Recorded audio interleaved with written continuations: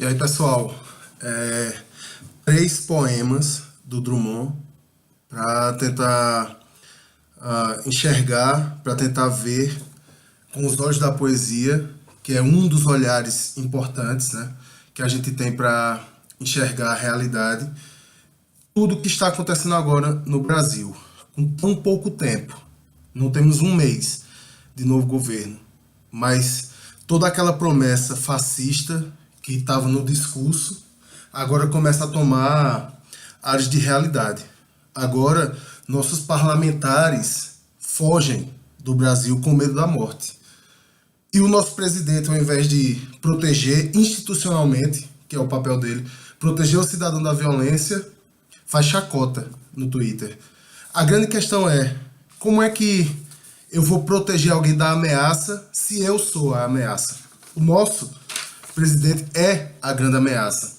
E aí eu lembrei do livro do Carlos Drummond de Andrade, né, que é O Sentimento do Mundo.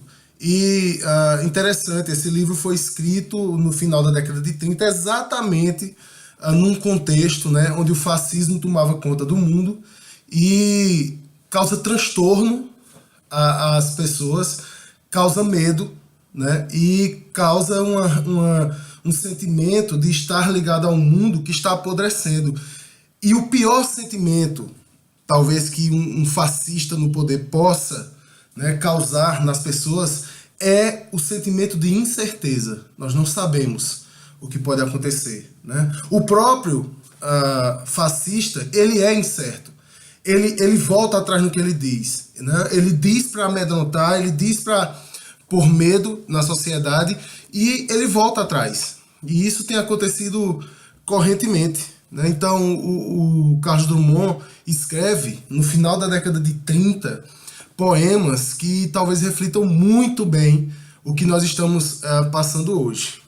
Em Sentimento do Mundo, Drummond diz: tenho apenas duas mãos e o sentimento do mundo. Mas estou cheio, escravos.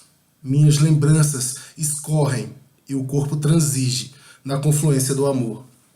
Quando me levantar, o céu estará morto e saqueado.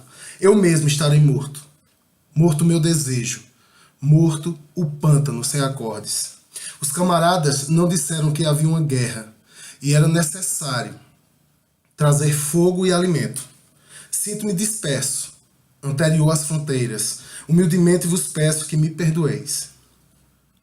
Quando os corpos passarem, eu ficarei sozinho, desfiando a recordação do cineiro, da viúva e do microcopista, que habitavam a barraca e não foram encontrados ao amanhecer. Esse amanhecer, mais noite que noite. É comum, em tempos de fascismo, pessoas não serem encontradas.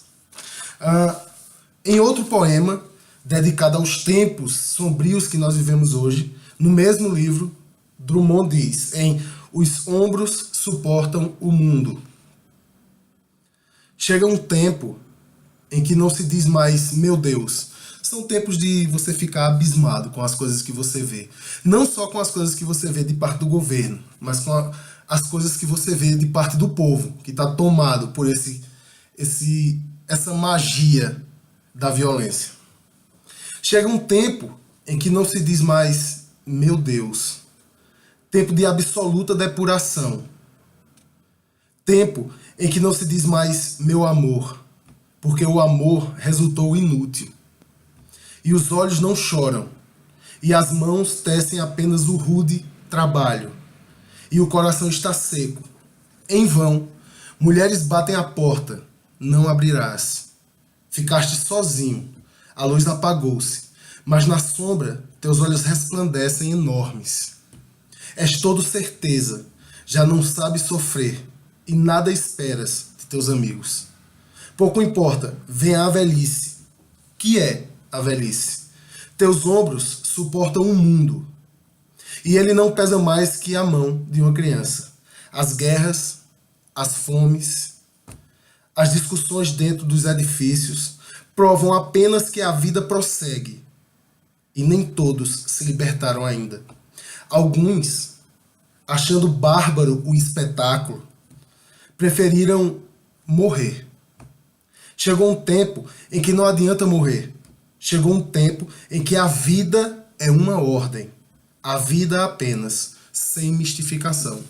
Então nós temos que viver, né? Embora o mal tome conta da sociedade.